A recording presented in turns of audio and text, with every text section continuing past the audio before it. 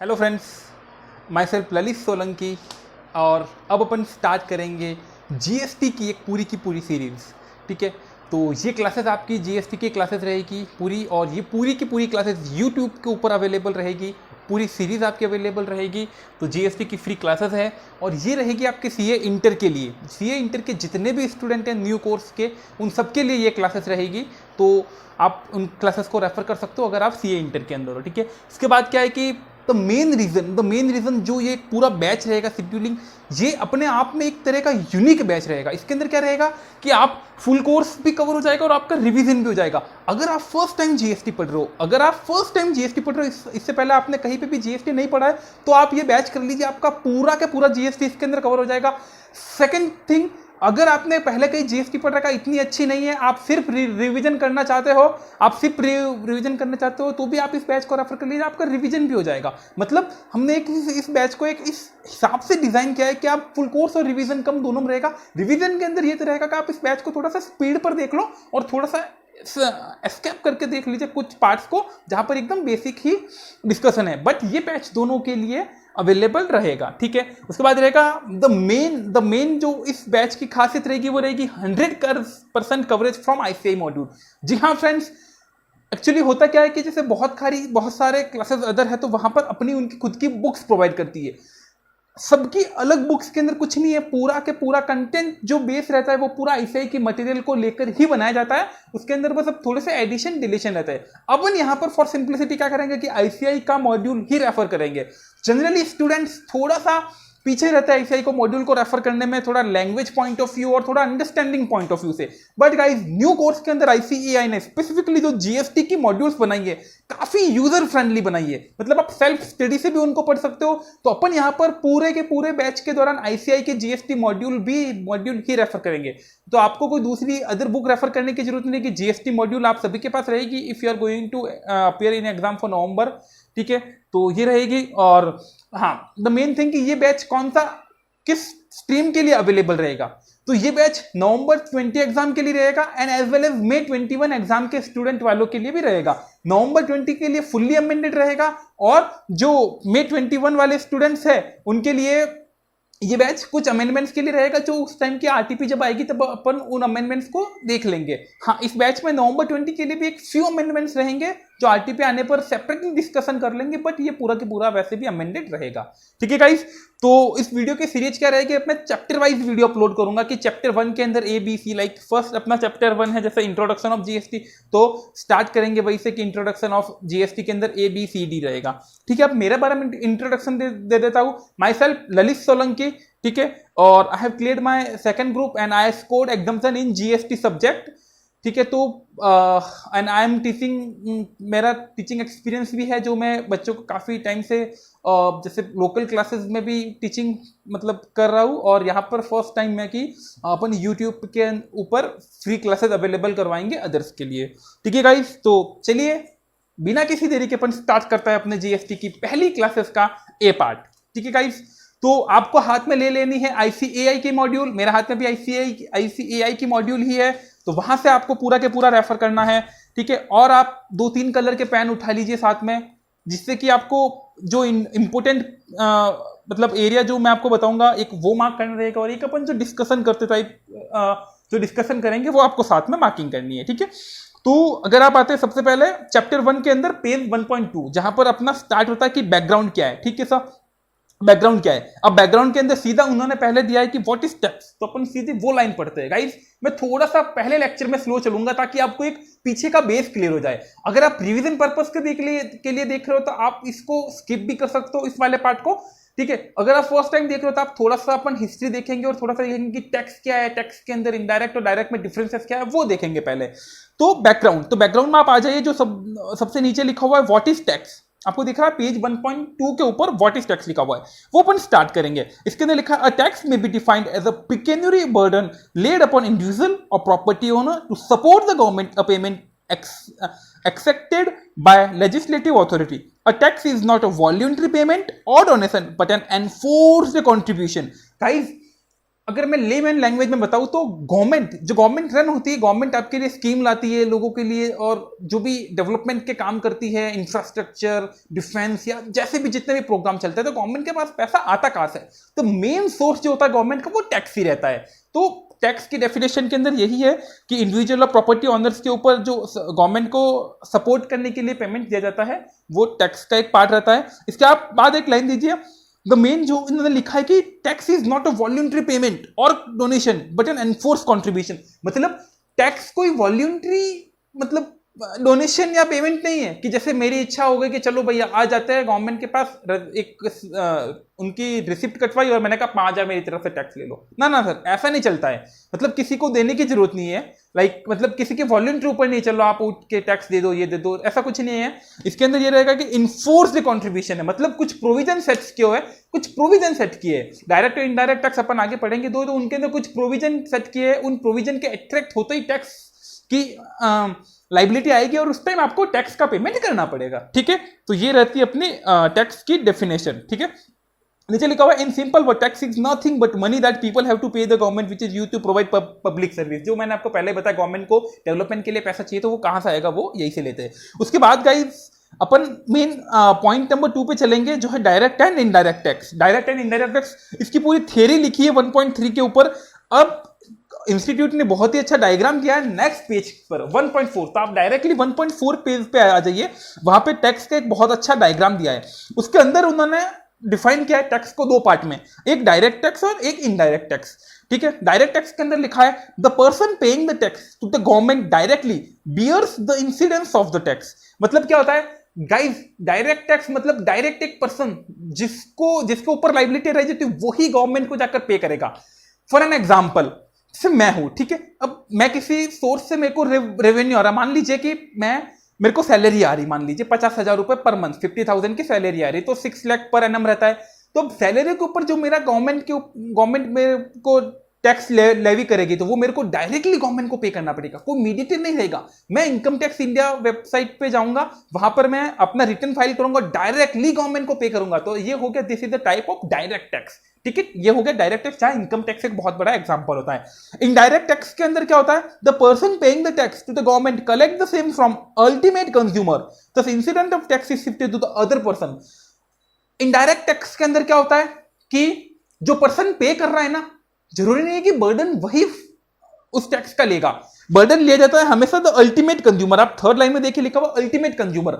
मान लीजिए आपने एक मोबाइल खरीदा अमेजॉन के ऊपर से, ठीक है, अमेजॉन के ऊपर सेलर रहता है, तो सेलर क्या करेगा कि मोबाइल प्लस मोबाइल की जो बेसिक प्राइस उसके ऊपर जीएसटी लगाकर आपको सेल करेगा, और आपको मोबाइल 10,000 में पड़ा, उसके ऊपर मान लो कि आपकी जो जीएसटी है, अपन मान लेते 20% की जीएसटी, वैसे जीएसटी की रेट नहीं रहती, 12% और 18% है, ठीक है, तो अपन 18% भी मान लेते तो 1800 टैक्स रहता। तो आप जो सेलर होगा उसको 10,000 प्लस 1800, आप दोनों पार्ट उस सेलर को दोगे, ठीक है। सेलर क्या करेगा, 1,800 रुपए गवर्नमेंट को देगा कि ये मेरा जीएसटी का अमाउंट है, ये मैंने उसके बिहाफ पे कलेक्ट किया। तो this is an indirect tax. यहां गवर्नमेंट को पे कौन कर रहा है, सेलर पे करेगा आगे से, बट सेलर अपनी जेब से नहीं डाल रहा है, जेब से कौन डाल रहा है, द अल्टीमेट कंज्यूमर। जो अल्टीमेट कंज्यूमर है वो, अब जैसे मैं अल्टीमेट कंज्यूमर था, मैंने एक मोबाइल परचेज किया, तो 1800 की जो जीएसटी मैं गवर्नमेंट को नहीं दूंगा। डायरेक्ट टैक्स के अंदर क्या होता है, आपको पोर्टल पे जाकर आपको अपना अकाउंट से पेमेंट डेबिट होता है और आपको अपना अकाउंट से पे करना पड़ता है डायरेक्टली टू गवर्नमेंट, वो होता है डायरेक्ट टैक्स इनकम टैक्स में। इनडायरेक्ट टैक्स के अंदर जो मीडिएटर, आप अपने सेलर को दोगे और सेलर अपना आप रिटर्न आगे फाइल करके गवर्नमेंट के पास उस पैसे को पहुंचाएगा। तो ये रहता है इनडायरेक्ट टैक्स। तो पहला डिफरेंस तो ये हो गया कि बर्डन दोनों में अलग अलग होता है। सेकंड है direct tax, this is the progressive in nature, और जो इनडायरेक्ट टैक्स है वो रिग्रेसिव इन नेचर, रिग्रेसिव। अब प्रोग्रेसिव और रिग्रेसिव का मतलब क्या है, गाइस देखिए, प्रोग्रेसिव का मतलब है जैसे जैसे प्रोग्रेस होती जाएगी आपका टैक्स का अमाउंट भी बढ़ता जाएगा। फॉर एन एग्जांपल, अगर आज मेरी सैलरी 50,000 है तो मेरे को 50,000 के ऊपर टैक्स देना पड़ेगा। अगर मेरी सैलरी कल मान लीजिए 60,000 होंगे तो फिर मेरे को 60,000 पे करना पड़ेगा। जैसे जैसे मेरी सैलरी इंक्रीज होता जाएगा मेरा टैक्स का अमाउंट भी इंक्रीज होता जाएगा। ये था प्रोग्रेसिव इन नेचर। सेकंड चीज क्या है, रिग्रेसिव इन नेचर, वो है इनडायरेक्ट टैक्स के अंदर। उसके अंदर क्या लिखा, all the consumers equally bear the burden irrespective of their ability to pay. इसके अंदर ये नहीं देखा जाता कि आपकी एबिलिटी टू पे क्या है।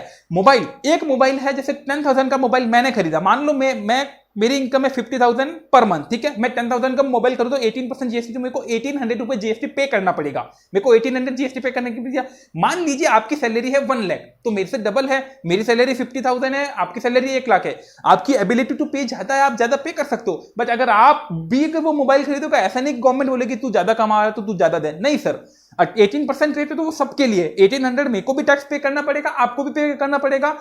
सपोज एक एग्जांपल लेते हैं अपन, ए पर्सन है, वो 10 लाख पर मंथ कमा रहा है तो उसको भी 1800 ही देना पड़ेगा। और सपोज एक बेसिक पर्सन है जो 10,000 पर मंथ कमा रहा है, उसको भी 1800 पे करेगा। तो दिस इज एन रिग्रेसिव। तो गाइस अपन ने दो डिफरेंस पढ़ लिए डायरेक्ट और इनडायरेक्ट टैक्स के बीच में, ठीक है। नीचे डायग्राम से भी देखो समझा रखा है कि बर्डन, ये डायरेक्ट टैक्स में बर्डन जो इनकम करता है पर्सन, मतलब जिसकी इनकम होती है उसी के ऊपर बर्डन रहता है, और इनडायरेक्ट टैक्स में जो वो शिफ्ट करता है, ठीक है।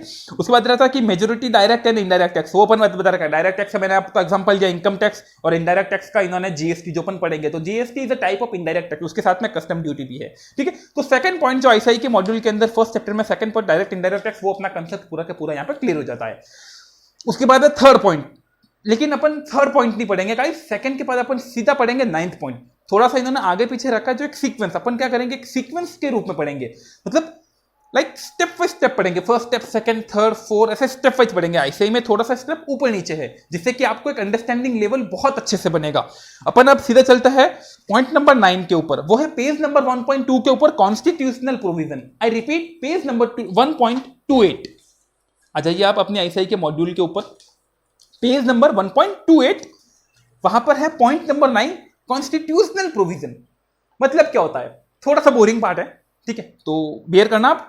अब इसके अंदर से आपका क्वेश्चन है कि सर इसके अंदर से क्वेश्चन आ सकता है, क्वेश्चन आ सकता है CA final May 19, CA final May 19 first MCQ, उनके पेपर के अंदर फर्स्ट एमसीक्यू था 1 मार्क का, जो इसी के अंदर से था। उन्होंने एंट्री पूछी थी कि किस एंट्री से आया, इवन तो वहां पर 2 एमसीक्यू फर्स्ट चैप्टर से आए थे, इसी चैप्टर से, उसमें से एक एमसीक्यू जो यही से था। तो भाई सीए फाइनल के अंदर उन्होंने एमसीक्यू पूछ लिया अगर, तो आईपीसी के अंदर भी आप ऐसे कोई भी क्वेश्चन एक्सपेक्ट कर सकते हो, ठीक है। तो अपन ऐसा है कि कुछ भी लीस्ट इंपोर्टेंट है उसको छोड़ेंगे नहीं, मतलब आपको करते जाना है, क्योंकि एम आपको फर्स्ट डे से यही रखना है कि you have to score the exemption. Tax is a subject in inter where you can score exemption easily. 60 marks का आपका दूसरा डायरेक्ट टैक्स रहता है, ठीक है, और 40 मार्क्स का आपका इनडायरेक्ट जीएसटी रहता है। अपन ये जीएसटी की क्लास करेंगे, इसके बाद मैं आपको एक कंफर्मेशन दे सकता हूँ, एक प्रॉमिस मैं आपसे कर सकता हूँ, अगर आप ढंग से मतलब साथ में क्लासेस करोगे और आप थोड़ा सा रेगुलर बेसिस के ऊपर थोड़ा सा रिवीजन करोगे, आई एम गोइंग टू, मैं आपको श्योरिटी देता हूँ कि आपके 35 प्लस इस सब्जेक्ट में आ जाएंगे, 35 प्लस। तो गाइस 35 प्लस इस सब्जेक्ट में आ जाएंगे, तो अदर आपको 30 ही लाना है आउट ऑफ 60, वो वहां पर इजीली आता है। तो एग्जाम्शन आपके इजीली स्कोर हो सकती है, और ये आपके ग्रुप 1 की पासिंग टोटल के ऊपर या अच्छे मार्क्स लाने में भी हेल्प करता है। चलिए बैक टू द प्रोविजन। इसके अंदर लिखा है कॉन्स्टिट्यूशनल प्रोविजन। तो अगर आप पूरी थ्योरी पढ़ोगे तो बहुत ज्यादा बोरिंग टाइप रहेगा, मैं आपको डायरेक्टली सीधा पॉइंट पे जाता हूं। फर्स्ट लाइन क्या, India has a 3 tyre federal structure comprising union government, state government, local government. Of course union government जो अपनी सेंट्रल गवर्नमेंट है, मोदी गवर्नमेंट, वो रहेगा। स्टेट गवर्नमेंट आपकी रेस्पेक्टिव स्टेट गवर्नमेंट है, और लोकल गवर्नमेंट जो आपकी नगर परिषद, नगर पालिका, जो भी एज द केस में भी नगर निगम जो भी रहता है, वो आपकी लोकल गवर्नमेंट। कई एक चीज देखना, ये तीनों गवर्नमेंट अलग अलग प्रकार के टैक्स लेती है। सेंट्रल गवर्नमेंट जीएसटी हो गया तो वो सेंट्रल और स्टेट दोनों मिलकर लेती है, उसके अलावा डायरेक्ट टैक्स वो सेंट्रल गवर्नमेंट लेती है। फिर स्टेट गवर्नमेंट जो जीएसटी का पार्ट आ गया, और लोकल गवर्नमेंट भी टैक्स लेती है। यस, जैसे मेट्रो सिटीज के अंदर रहता है कि आपको हाउस टैक्स देना पड़ता है, प्रॉपर्टी टैक्स देना पड़ता है, तो वो एज ए लोकल गवर्नमेंट के थ्रू ही जाता है, ठीक है। ये रहता है अपना कॉन्स्टिट्यूटिव प्रोविजन के 3 फेडरल स्ट्रक्चर के हिसाब से बना हुआ है, दिस इज द। अब आप सीधा आ जाइए द सिग्निफिकेंस प्रोविजन, सीधा आप कॉन्स्टिट्यूशन ऑफ इंडिया का एक डायग्राम बना हुआ है इसके नीचे, सीधा आर्टिकल 265 पे आ जाइए। इसके अंदर क्या लिखा हुआ है, यही लिखा हुआ है कि नो टैक्स, सीधा जो बोल्ड किया हुआ है वो पढ़िए, no tax shall be levied और collected except by authority of law. मतलब आर्टिकल 265 बोलता है भाई साहब कोई टैक्स नहीं लेंगे, हम कोई भी टैक्स नहीं लेंगे एक्सेप्ट, ठीक है, लेविड और collected by authority of law. मतलब हमने क्या क्या टैक्स के लिए कुछ अथॉरिटी बना रखी है, तो वो अथॉरिटी ही टैक्स को लेवी करेगी और कलेक्ट करेगी।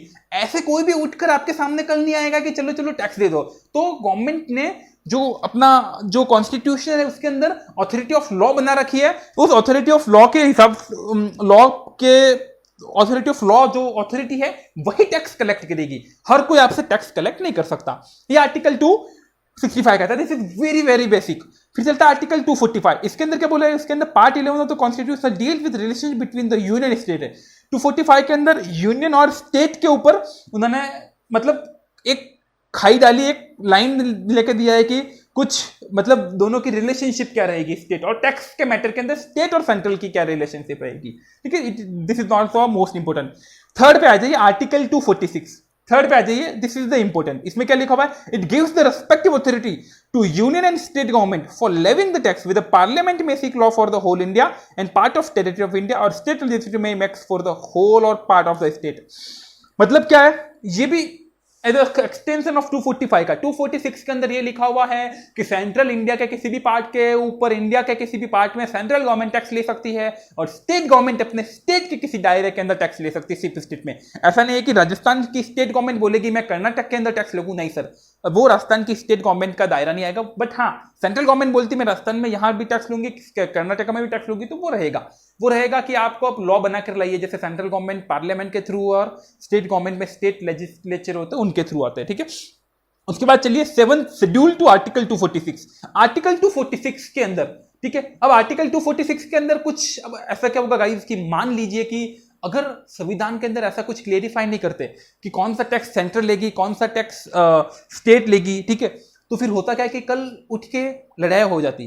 देखिए, सेंट्रल गवर्नमेंट अलग होती है, स्टेट गवर्नमेंट अलग होती है और बेसिकली कई बार पार्टीज भी अलग होती है गवर्नमेंट की, तो उनकी आइडियोलॉजी सेम नहीं रहती है, सबको अपना अपना पार्ट चाहिए होता है। स्टेट गवर्नमेंट को भी पैसा चाहिए, सेंट्रल को भी पैसा चाहिए, तो कल ये इनके बीच में इश्यू क्रिएट हो सकते थे। जैसे स्टेट गवर्नमेंट बोलती हम अपना अलग से इनकम टैक्स लेंगे, तो नहीं चलता ना ऐसे। तो पहले ही क्या क्या कि इसके अंदर एक आर्टिकल लाया गया है, ठीक है, 7 मतलब आर्टिकल 246 के अंदर सॉरी एक शेड्यूल लाया गया, 7 शेड्यूल लाया गया, उसके अंदर एरिया को बांट लिया गया, उसके अंदर एरिया को डिस्ट्रीब्यूट कर लिया गया, उसके अंदर लिस्ट लाई गई कि इस लिस्ट के अंदर जो एरिया है वो उसमें स्पेसिफिकली सेंट्रल गवर्नमेंट ही टैक्स लेगी, इस लिस्ट के अंदर ये है तो उसमें स्टेट गवर्नमेंट लेगी और इसके अंदर कॉन्करेंट लेंगे। तो आप नीचे आइए और पेज नंबर 1.29, कई आई रिपीट, पेज नंबर 1.29 के ऊपर देखिए लिस्ट 1, लिस्ट 2, लिस्ट 3। लिस्ट 1 के अंदर लिस्ट 1 का नाम दिया यूनियन लिस्ट, लिस्ट सेकंड को दिया स्टेट लिस्ट और लिस्ट थर्ड को दिया कॉन्करेंट लिस्ट। लिस्ट 1 के अंदर एक यूनियन लिस्ट, मतलब ऐसे मैटर दिए हुए, ऐसे टैक्स केस दिए हुए जिसके ऊपर सिर्फ स्टेट गवर्नमेंट सॉरी जिसके ऊपर सिर्फ सेंट्रल गवर्नमेंट ही टैक्स लगी, स्टेट गवर्नमेंट को कोई राइट नहीं होगा कि वो कुछ लॉ बनाकर उन एरिया के स्पेसिफिक में टैक्स लेंगे। ठीक है, तो लिस्ट 1 के अंदर लिस्ट 1 यूनियन लिस्ट जहां पर सिर्फ सेंट्रल गवर्नमेंट ही टैक्स ले सकती है, लिस्ट सेकंड है जो स्टेट लिस्ट है जहां स्टेट ही टैक्स ले सकते हैं, और लिस्ट थर्ड है कॉन्करेंट लिस्ट है, यहां पर कुछ ऐसे एरिया को रखा है जहां स्टेट भी ले सकता है और सेंट्रल भी ले सकता है, दोनों के एरिया को लिखा हुआ है। ठीक है सर, फिर चलते हैं उसमें entries like 82, 91, this is not important, आप देख लेना एक बार, this is not most important. Guys 1.30 पे आ जाइए, वहां लिखा हुआ है कॉन्स्टिट्यूशनल अमेंडमेंट, उसके ऊपर का पार्ट है। ठीक है, कॉन्स्टिट्यूशनल अमेंडमेंट के ऊपर का पार्ट है, वहां लिखा हुआ है power to levy goods and service tax GST has been confirm by article 246C। ये क्वेश्चन आ सकता है, तो आपको ये याद रखना है कि जीएसटी की लेवी कौन से आर्टिकल से आती है, जीएसटी की लेवी कौन से आर्टिकल से आती है। जितना मेरे को याद है May 19 के अंदर इसी के ऊपर क्वेश्चन था कि जीएसटी की लेवी को कौन से आर्टिकल से लाया गया है, मतलब यही इससे रिलेटेड ही था। ठीक है, तो 246A ये आपको इतना सा अब तक पढ़ा, उसमें से ये याद रखना कि 246A के थ्रू जीएसटी को लाया गया। इसके बाद फिर need for constitutional amendment, this is not important, ठीक है, कि उन्होंने अमेंडमेंट क्यों किया, आप सेल्फ भी देख सकते हो। उसके बाद आती है guys significant provision of constitutional amendment, मतलब क्या कहते हैं कि कॉन्स्टिट्यूशन को अमेंडमेंट करके जीएसटी की एंट्री को लाया गया था, जीएसटी को लाया गया था, ताकि थोड़ा सा उसमें यह था कि सेंट्रल के पास थोड़ा सा फेवर रहे, सेंट्रल के पास थोड़ा सा अपना पावर रहे, हाथ रहे कि जीएसटी को किस वे में स्ट्रिक्ट करना। नहीं तो क्या होता है गाइस 29 अब 28 हो चुके हैं, तो टोटल उस टाइम 29 स्टेट और एक सेंट्रल गवर्नमेंट, 29 के अंदर अलग अलग डिफरेंट गवर्नमेंट्स, तो सबकी आइडियोलॉजी एक सेट नहीं हो सकती ना। तो सेंट्रल ने इसको कॉन्स्टिट्यूशनल अमेंडमेंट इसलिए किया ताकि एक जो ड्राइवर सीट रहे वो सेंट्रल के पास रहे। तो सेंट्रल अब पीछे उनको मनाना अलग बात है, वो फिर मेजोरिटी से मनाकर अपने लॉ को पास करवा लेते, बट एक ड्राइवर जो सीट है वो उनके हाथ में रहे, इसलिए उनको सेंट्रल ने इसको कॉन्स्टिट्यूशनल अमेंडमेंट करके लाया। इसके अंदर सबसे पहले अपना वही आर्टिकल 246A, उसके अंदर यही लिखा है कि पार्लियामेंट, आप देखिए सिग्निफिकेंट प्रोविजन में आर्टिकल 246A के अंदर, ठीक है, उसमें लिखा हुआ एक ब्रैकेट बना हुआ, उसमें लिखा हुआ है कि newly inserted article 246A, newly inserted है। उसमें second point, parliament has exclusive power to make law in respect to GST where the supply of goods और ऑफ सर्विस वोट take place in the course of interstate IGST trade और commerce. मतलब ये है कि parliament को exclusive right दिया कि वो इसके संबंध में जीएसटी के संबंध में, मतलब पहले अमेंडमेंट किया 246A के अंदर, ठीक है, अमेंडमेंट करके वहां जीएसटी की एंट्री लाएगी, पार्लियामेंट इसके संबंध में लॉ बनाएगी और जीएसटी को आगे लाएगी और वापस नोटिफाई करवाएगी, ठीक है। इसके अंदर फिर इन्होंने नीचे लिख रखा है कि central and state government to make, मतलब उनके पास रहेगा सच पावर रहेगी कि वो जीएसटी को लाए और वापस इंपोज करवाए। फिर central has exclusive power to make the law in respect of GST in case of interstate. हाँ, इंटरस्टेट मतलब इंटरस्टेट एक राज्य से दूसरे राज्य को माल बेचेगा तो उसके अंदर सेंट्रल को पावर रहेगा कि वो जीएसटी को कैसे कॉन्फर्ट कराए। This is not also a most important part, ठीक है। अब आ जाइए आप नेक्स्ट पेज के ऊपर, पेज 1.32, ठीक है, पेज 1.32। अब हाँ, मैं आपको 1.31 पे ऊपर वापस लेके जाऊंगा। 1.31 पे ना वापस चलिए नीचे से, सेकंड प्रोविजन जो सेकंड पैराग्राफ जो अपन ने पढ़ा कि सेंट्रल ने बोला है, सेंट्रल इंटरस्टेट सप्लाई के अंदर मतलब जीएसटी के लिए रूल्स बनाएगा कि ये रहेगी, सेंट्रल के पास पावर रहेगी, ठीक है, लॉ बनाने के लिए। उसके आगे द लास्ट पैराग्राफ पे लिखा हुआ है, however in respect of the following goods the aforesaid provision shall apply from the date recommended by the GST council. Central के पास पावर तो रहेगी कि जीएसटी के लॉ बनाना, बट कुछ गुड्स उन्होंने कहा कि फॉलोइंग गुड्स, मतलब इन्होंने 5 गुड्स के कुछ टाइप दिए, उसके अंदर जीएसटी लगाना नहीं लगाना, जीएसटी के जो पावर्स रहेंगे वो जीएसटी काउंसिल के हाथ में डाल दिए। अब जीएसटी काउंसिल के वो अपन आगे पढ़ेंगे तो उन्होंने कहा कि जीएसटी काउंसिल के हाथ में रहेगा कि इनके ऊपर आपको जीएसटी को दायरे में लाना है कि नहीं लाना है। 5 टोटल ये है, ये प्रोडक्ट आपको याद रखना है। अब 5 प्रोडक्ट क्या गाइस मैं आपको बता देता हूं।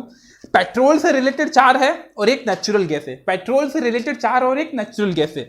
तो गाइस आपको याद कैसे रखना है कि पेट्रोल के 4 हो गए और एक नेचुरल गैस। आइए देखते हैं। सबसे पहला है पेट्रोलियम क्रूड। तो पेट्रोल में फर्स्ट आता है पेट्रोलियम क्रूड, सेकंड आता है high speed diesel, high speed diesel, ठीक है।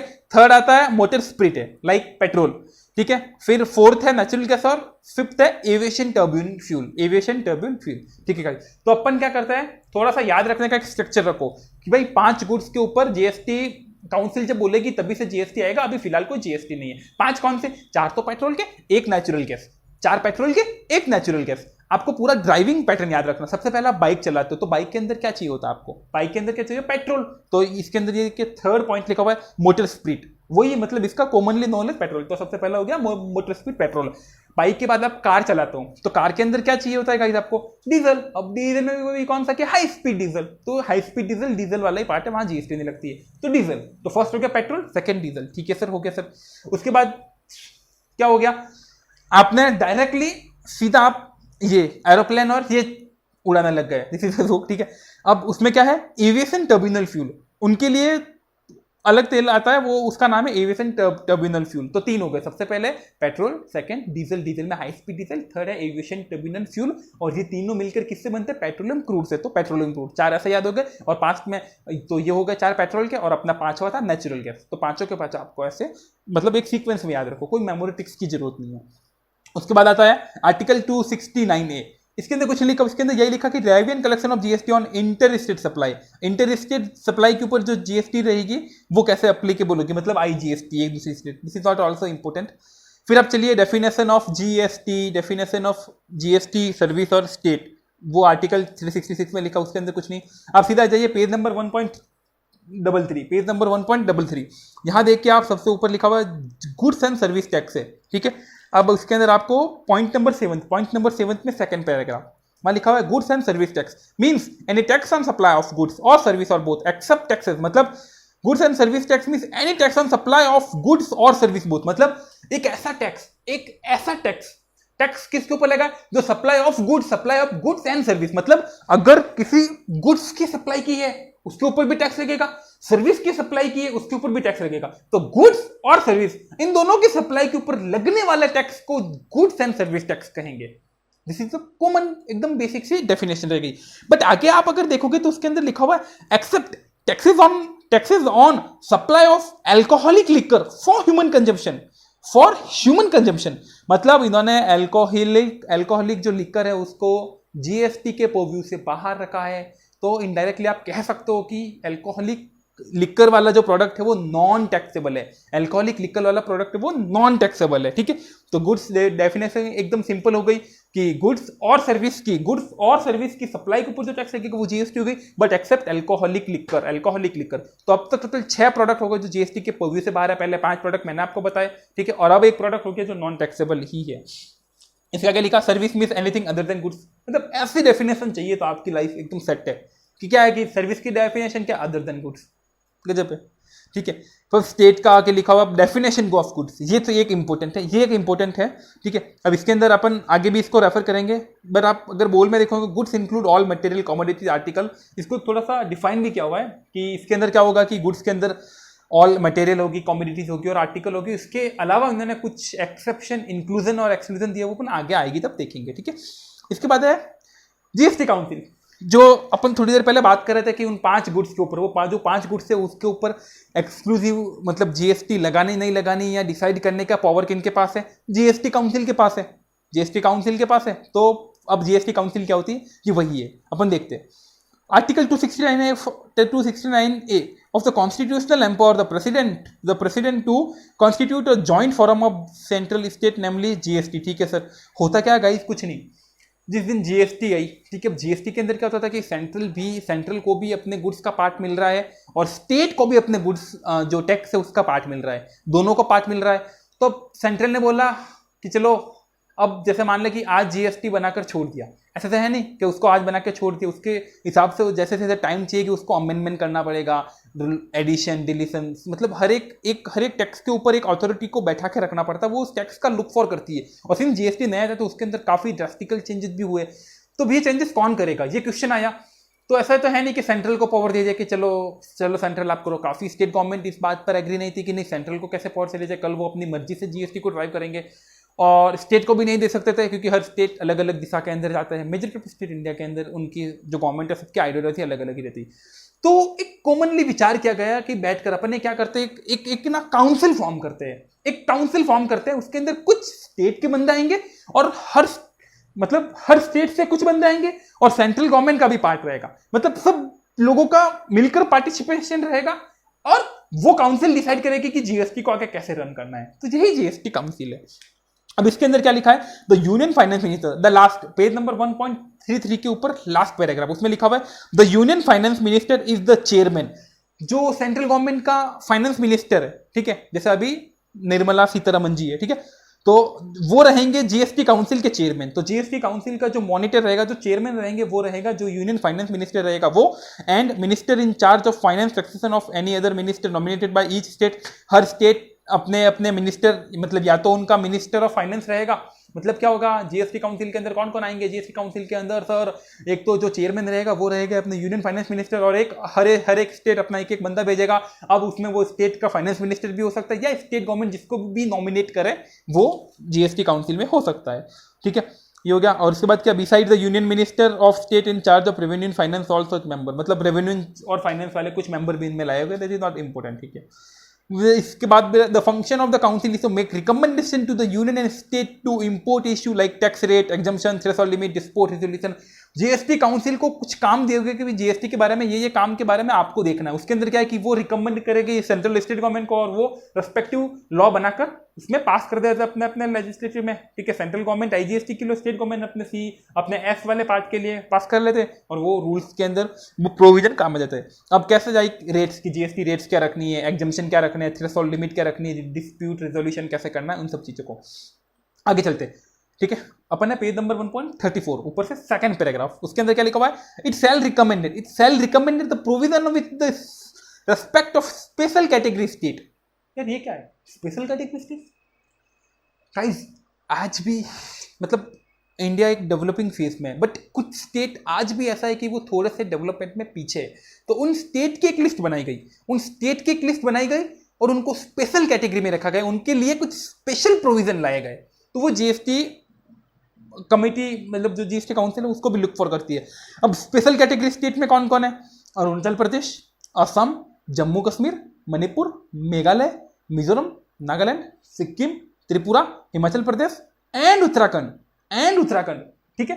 तो मतलब टोटल 11 स्टेट हो गए। अब ये स्टेट अब आपको कि ये क्वेश्चन है कि सर हर एक स्टेट के नाम याद रखना है, गाइस आप क्या आप इनके एक निमोनिक्स बना के इनको याद भी रख सकते हो, ठीक है, बट एक मोटा मोटी व्यू रख लो कि इंडिया के अंदर जो नॉर्थ ईस्ट वाला जो पार्ट है ना, जो ऊपर की साइड के ऊपर, मान लो कि ये अगर इंडिया का मैप रहता है तो इस साइड के ऊपर वो जो इस साइड मतलब ये ऊपर की साइड में जो नॉर्थ ईस्ट वाला ये पार्ट है, ये और जम्मू कश्मीर बीच में आ गया, तो इस वाले पार्ट में जितने भी स्टेट है वो नागालैंड, सिक्किम, मणिपुर, वो वाले स्टेट सब यहाँ पर आते हैं, ठीक है, ये हो गया। अब बात आती है, मैं आगे पढ़ता हूँ वापस, हाँ, GST council shall recommended the date, sorry ऊपर वाले ने बताया कि ये इनके लिए रजिस्ट्रेशन की स्पेशल थ्रेशोल्ड लिमिट बताएंगे, कंपोजिशन बताएंगे, एग्जम्पशन बताएंगे, वो सब कुछ बताएंगे, ठीक है।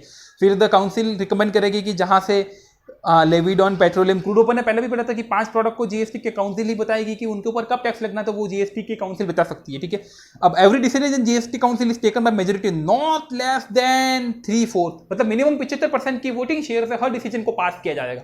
75% का कंसेंट तो चाहिएगा ही चाहिएगा, ठीक है। The weighted votes of member present रहता है और कास्ट 2/3 वाले ऐसा कुछ नहीं, ठीक है।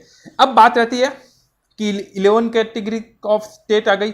अब रहती है यहीं पे कि अपने जो 29 स्टेट, आप बोलोगे 28 स्टेट हो गए, पहले 29 स्टेट थे, ठीक है, और 7 यूनियन टेरिटरीज थी, 7 यूनियन टेरिटरीज थी, जो लास्ट ईयर 2019 अगस्त, 5 अगस्त, जहां से जम्मू कश्मीर एक स्टेट था उसके पार्ट करके 2 यूटी बना दी गई थी, ठीक है, 2 यूटी, जम्मू कश्मीर अलग यूटी थी और एक लद्दाख को अलग यूटी बना दिया गया था। तो यूनियन टेरिटरीज जो पहले 7 थी वो बढ़कर 9 हो गई, जो स्टेट पहले 29 थे वो बढ़कर 28 हो गए। This is the general knowledge कि हाँ इतने हो चुके हैं। बट नवंबर 20 अटेम्प्ट के लिए आपको पुराने वाले जो नंबर से वही याद रखना है। आपके लिए अभी भी आपको यही याद रखना है कि 29 स्टेट और 7 यूटी है। अब बात आती है कि सर यूटी, यूनियन टेरिटरीज आ गई, स्टेट आ गए, इनको यहां पर क्यों रखा गया है? तो गाइज मैं आपको बताना चाहता हूं कि जो जीएसटी के अंदर आईजीएसटी है, सीजीएसटी है और एसजीएसटी है, इनका अपन आगे देखेंगे बेसिकली कि किस में क्या क्या लगता है। तो और एक यूटी जीएसटी भी है, ठीक है। तो इनको ये किस किस एरिया में लगेंगे उनको डिफाइन करने के लिए यूटी और स्टेट की बाइफर्केशन चाहिए होती है। तो आपको ये याद रखना कि 7 अभी भी आपके 7 ही यूटी है और 29 स्टेट है। जम्मू कश्मीर वाले प्रोविजन को आपको ध्यान में नहीं रखना है। तो ये अपना 9th कॉन्स्टिट्यूशनल प्रोविजन वाला पार्ट भी हो गया। अब अपन चलते सीधा वापस अपने सेकंड पॉइंट किया अपन ने और 9th पॉइंट किया था बीच में, वापस अपने थर्ड पॉइंट से चलते हैं, feature of indirect tax. This is not also most important. जब ये जीएसटी आया था तब भी क्वेश्चन थोड़ा सा अच्छा बना था, अब ऐसा कुछ नहीं है। यहां से मैं थोड़ा सा फास्ट लूंगा क्योंकि this is not most important. अब चलते हैं an important source of revenue. सबसे पहले an important source of revenue, ठीक है। इसके अंदर क्या बोला गया इंपोर्टेंट फर्स्ट में, इसमें देखो आप लिखा हुआ है कि indirect taxes contribute more than 50% of total tax of India. मतलब indirect tax total tax revenue में से 50% से ज्यादा का पार्ट इंडायरेक्ट टैक्स देता है, 50% से ज्यादा का जो कलेक्शन वो इंडायरेक्ट टैक्स देता है। तो ये इंपोर्टेंट सोर्स ऑफ रेवेन्यू, ठीक है सर। तो GST important source of revenue. Second है tax on commodities and service. ये टैक्स कमोडिटीज ऑफ सर्विस पे लगती है, हाँ, इसके अलावा और कोई टैक्स है ही नहीं जो कमोडिटीज ऑफ सर्विस पे लगे। थर्ड है शिफ्टिंग ऑफ बर्डन। इसके अंदर शिफ्टिंग ऑफ बर्डन होता है ऑब्वियसली, जो मैंने मोबाइल का आपको एग्जांपल दिया था, या अपन ने जो फर्स्ट अपन ने सेकंड कंसेप्ट के ऊपर पढ़ा था डायरेक्ट और इनडायरेक्ट टैक्स। इंडायरेक्ट टैक्स में शिफ्टिंग ऑफ बर्डन होता है, तो इसके अंदर शिफ्टिंग ऑफ बर्डन होता है। 3 फोर्थ है no perception of direct pinch, ठीक है, ऐसा कोई डायरेक्ट पिंच नहीं है। तो इसके अंदर पढ़ लेते क्या लिखा, since value of indirect tax is generally inbuilt the price of commodity, most of the time the tax payer pays the same without actually knowing that he is paying to the government, ठीक है sir. आप मान लीजिए कि कुछ pack item लेने के लिए गए, जैसे मान लीजिए कि अमूल का जो पनीर आता है, मान लीजिए फॉर एग्जांपल वो लेने के लिए गए, माइट भी उसके ऊपर जीएसटी रहेगा, ठीक है। या फिर आप मान लीजिए कि कुछ भी आप एक कोल्ड ड्रिंक की बोतल लेने के लिए गए, उसके ऊपर एमआरपी लिखी हुई 70 रुपीज़, तो आप 70 रुपीज़ पे करके आ जाते हो। आपने क्या बोला 70 एमआरपी, मैंने 70 पे कर दिया, वहाँ पर आपके दिमाग में कभी जीएसटी फैक्टर नहीं आएगा। बिल के ऊपर भी जीएसटी टोटल फाइनल आपको 70 ले जाएगा। अब उसमें क्या करेगा कि वो इंक्लूसिव जीएसटी रखते तो 70 को फिर वापस करेगा, उसमें जीएसटी का पार्ट अलग करेगा, मेन पार्ट अलग करेगा। तो आप एमआर के ऊपर देखा जाए तो आपके अंदर वो जीएसटी का पार्ट आता ही नहीं, क्योंकि ऑलरेडी जो 70 रुपीज़ है उसके अंदर जीएसटी इंक्लूडेड है, आपसे ऊपर से नहीं ले जाते। अगर यही पहले आपको एमआरपी बोलते 70 रुपीज़, ठीक है सर एमआरपी 70, उसके ऊपर बोलते चला ब्लाउज जीएसटी, तो फिर आपको एक रहता ना कि यार मैं हर चीज़ के ऊपर जीएसटी पे कर रहा हूँ। सिंस 70 रुपीज़ एमआरपी आप एमआरपी पे करके आगे, तो आपके दिमाग में जीएसटी का फैक्टर आएगा नहीं है अनटिल अनलेस आप बिल को अच्छे से देखते हो। तो एक ये हो जाता है कि मेंटली इंपैक्ट रहता है कि कोई डायरेक्ट पिंच नहीं, पर ये ना परसेप्शन नहीं है डायरेक्ट पिंच का। ठीक है, फोर्थ हो गया। फिफ्थ है इन्फ्लेशनरी, ठीक है, मतलब जो महंगाई है उनके ऊपर tax impose on commodity service all round price spiral. In other word indirect taxation directly affect the price of commodities and service and leads to inflationary trend. मतलब ये एक फीचर रखा है कि इससे महंगाई भी बढ़ती है, ऑफकोर्स बढ़ती है। आज किसी प्रोडक्ट की जीएसटी की रेट 5% से 18% कर दे तो ऑफकोर्स उसकी एमआरपी में भी चेंज हो जाएगा। इमीडिएटली नहीं होगा, बट जब से वो इफेक्ट में आएगी उसके एमआरपी में चेंज हो जाएगी तो आपको वो प्राइस ज़्यादा महंगी ही मिलेगी। वाइडर टैक्स बेस है, मतलब इसमें लगभग हर चीज को कवर किया, लगभग हर चीज को जीएसटी के अंदर कवर किया, तो एक वाइडर टैक्स बेस है। फिर आता है प्रमोशन सोशल वेलफेयर, ठीक है सर, इसके अंदर क्या है, बढ़िया, high taxes are imposed on the consumption of harmful product, मतलब जो हार्मफुल प्रोडक्ट होते हैं, लाइक जिनको सिन गुड्स भी बोलते हैं, जैसे आप मान लीजिए कोई अल्कोहलिक प्रोडक्ट है या कोई टोबैको प्रोडक्ट है, ठीक है सर, तो इनके ऊपर क्या है कि हाई टैक्सेस रेट बताइए। हाई टैक्सेस मतलब ठोको, जितना टैक्स लगाना लगाओ।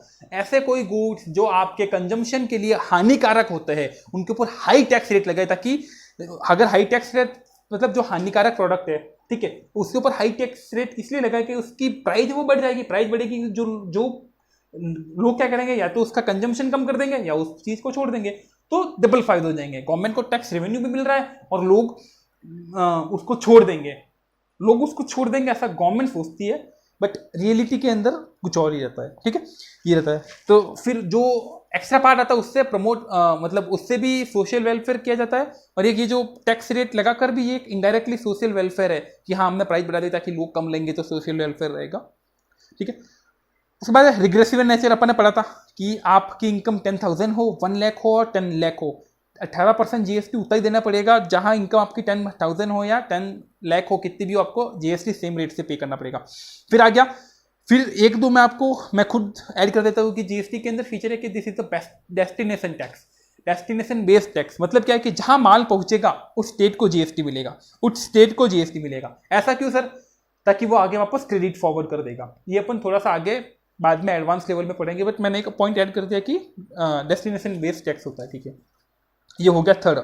उसके बाद फोर के अंदर लिखा हुआ है genesis of GST in India, ठीक है, जेनेसिस इंडिया, ये भी कोई ज्यादा इंपोर्टेंट नहीं है। अपन क्या करेंगे, पेज नंबर 1.6 और 1.7 के ऊपर इसकी एक्सप्लेनेशन दी हुई है। 1.6 के ऊपर जो एक्सप्लेनेशन है उसकी इन्होंने डायग्राम फॉर्मेट में दिया 1.7 के ऊपर, तो आप 1.7 में जो डायग्राम है उस पर आ जाइए। सबसे पहले देखिए 2000 के ऊपर जो तत्कालीन प्राइम मिनिस्टर थे उन्होंने जीएसटी के लिए एक कमेटी बनाई, टास्क फोर्स बनाया था, केलकर उसमें रहेगा, हाँ ये रहा, विजय केलकर मॉडल है। उन्होंने 2000 के अंदर जो अटल बिहारी वाजपेयी थे प्राइम मिनिस्टर, उन्होंने एक कमेटी बनाई थी और उनको बोला था कि आप जीएसटी के बारे में स्टडी करो, बताओ जीएसटी करना चाहिए कि नहीं करना चाहिए, ठीक है सर। फिर 2006 के अंदर क्या हुआ, 2006 के अंदर उस टाइम फाइनेंस मिनिस्टर थे पी चिदम्बरम जी, वो आए पार्लियामेंट के अंदर, बजट 2006-7 चल रहा था, उन्होंने कहा कि 1 अप्रैल 2010 से जीएसटी लग जाएगा। अब पता नहीं उस टाइम कितनी प्रिपरेशन थी या नहीं थी, कह दिया 2010 से, लगा कब 2017, मतलब प्रिपरेशन उस टाइम भी इतनी नहीं थी, बट एक बार के लिए उन्होंने सोचा कि हम इतने साल में कर लेंगे, बट वो उस टाइम पे नहीं कर पाए। फिर आता है 2014, जब मोदी गवर्नमेंट आई थी, उन्होंने कॉन्स्टिट्यूशनल अमेंडमेंट करके बिल लाया लोकसभा के ऊपर, ठीक है, 2014 में। फिर अगस्त 2016 के अंदर उसको इनेक्ट किया गया, वापस मार्च 2017 के अंदर बिल कंपनसेशन टैक्स वापस लाए, अप्रैल 17 में ऊपर हर एक एक्ट को पास किया। मतलब एक जो एक्ट पास होने की इसलिए चलती है ना, पहले वो लोकसभा में होता है, फिर राज्यसभा में होता है, फिर स्टेट लेजिस्लेचर में आया, प्रेसिडेंट के असेंस के लिए जाता है, उसके बाद नोटिफाई होता है, ऑफिशियल गेजेट में आता है, तब से वो नोटिफाई होता है, ठीक है। मार्च में 17 के अंदर जीएसटी का मतलब काउंसिल के रिकमेंडेशन आए। 30 जून 2017 को जीएसटी फाइनली लगा दिया गया, एक्सेप्ट जम्मू एंड कश्मीर। अब जम्मू एंड कश्मीर में कब लाया गया, जम्मू एंड कश्मीर के अंदर लाया गया 8 जुलाई से, 8 जुलाई मतलब 8-9 दिन बाद जम्मू एंड कश्मीर से लाया, तो 1 जुलाई 2017 से ऊपर से जीएसटी को लॉन्च कर दिया गया, ठीक है सर। जेनेसिस के अंदर यही था, दिस इज नॉट ऑल्सो कोई ज़्यादा इंपॉर्टेंट नहीं है, ठीक है। अब आगे चलते अपन, एक इंपॉर्टेंट पार्ट रहेगा कंसेप्ट ऑफ जीएसटी, ठीक है, पॉइंट नंबर 5 इस वीडियो में ये अपन कवर करते हैं। हाँ, ये क्या कंसेप्ट ऑफ जीएसटी, कि सर जीएसटी है क्या, अरे जीएसटी है क्या, तो इसके अंदर देखो सबसे पहले क्या लिखा, GST is value added tax levied on manufacture sale and consumption of goods and service. मतलब एक वैल्यू एडेड टैक्स है। वैल्यू एडेड टैक्स का मतलब जो आपकी बेस प्राइस है ना, जब से फर्स्ट सेल होती है, जबकि बेस प्राइस उसके ऊपर टैक्स लगेगा, उसके ऊपर टैक्स लगेगा, तो ये वैल्यू एडेड टैक्स होगी, मतलब वो वैल्यू को और इंक्रीज करेगा, महंगाई को थोड़ी साइड पे लेके जाएगा, वैल्यू ऑफ टैक्स है। फिर है GST offer comprehensive and continuous chain of tax credit, मतलब आप ये साइड में जो बॉक्स है उनको भी पढ़ सकते हो, उसमें लिखा हुआ है कि continuous chain of tax credit. Of course मतलब एक चेन बनेगी, जैसे मैन्युफैक्चर से लेकर फाइनल कंज्यूमर, इसके बीच में 2-3 स्टेप से निकलेगा। मैन्युफैक्चर ने किसी अपने कंपनी को दिया, ठीक है, फिर वहाँ उस कंपनी से मान लीजिए कि होलसेलर के पास आता है, होलसेलर से रिटेलर, रिटेलर से और किसी पर्सन के पास आता है, वो फिर सेल करता है, या रिटेलर सेल करता है, तो ये सब 3-4 पॉइंट्स आ जाते हैं, जंक्शंस आ जाते हैं। अब इसमें क्या continuous chain of supply, manufacture से लेकर कंज्यूमर तक जितनी बार जीएसटी लगकर घूमेगा तो हर एक बंदे को क्रेडिट मिलेगी। उससे क्या होगा, क्रेडिट मिलेगी तो मतलब डबल टैक्सेशन नहीं होगा, वापस टैक्स के ऊपर टैक्स नहीं लगेगा, सिर्फ बेसिक प्राइस के ऊपर ही टैक्स लगेगा, ठीक है, ये रह गया। अब वैल्यू एडिशन टैक्स भी ये है और कंटिन्यूस गाइस, इसका ना आगे एक एग्जांपल है, ऐसे कि मॉड्यूल के अंदर ही 2-3 एग्जांपल है, वो एग्जांपल करते टाइम मैं आपको बता दूंगा कि वैल्यू एडेड टैक्स कैसा है, प्रैक्टिकली बताऊंगा तब आपको अच्छे से समझेगा। एक बार के लिए अभी क्या आप ये फिक्स रख लीजिए कि हाँ वैल्यू एडेड टैक्स है, continuous chain of tax credit है, वो मैं आपको वहाँ पर एग्जांपल में भी बता दूंगा कि continuous chain of tax credit कैसे है, ठीक है। फिर है कि burden board bye final consumer, of course mobile वाला आपको बताता है कि पूरा के पूरा टैक्स फाइनल कंज्यूमर ही देता है, ठीक है। फिर फोर्थ है no cascading effect of tax, ठीक है, मतलब कैस्केडिंग इफेक्ट का मतलब क्या होता है, टैक्स ऑन टैक्स है तो वो हो गया कैस्केडिंग इफेक्ट, बट ये बोलते हैं no tax cascading of taxes, मतलब टैक्स ऑन टैक्स वापस नहीं लिया जाएगा, टैक्स ऑन टैक्स नहीं लिया जाएगा। 4 पॉइंट्स है, ये चारों पॉइंट्स मैं आपको क्या बोलता हूँ, या तो नेक्स्ट लेक्चर में या उसके बाद जब एक एग्जांपल बताऊंगा उसके अंदर मैं आपको प्रैक्टिकली बताऊंगा कि वैल्यू एडेड टैक्स है तो है कैसे, मतलब जितनी वैल्यू आप ऐड कर रहे हो उसके ऊपर ही टैक्स लगेगा, ठीक है, वो कैसे है। उसके बाद बात आती है कि continuous chain of tax credit वो कैसे मिलेगी, ठीक है। उसके बाद है कि बर्डन, वो तो है ये कि बर्डन फाइनल कंज्यूमर लेता है, और लास्ट में है कि नो कैस्केडिंग ऑफ टैक्सेस, वो भी है कि टैक्स के ऊपर टैक्स नहीं लगेगा, ये कैसे प्रूव होगा, ठीक है। तो यहां पर पॉइंट नंबर 5 अपना कंप्लीट होता है।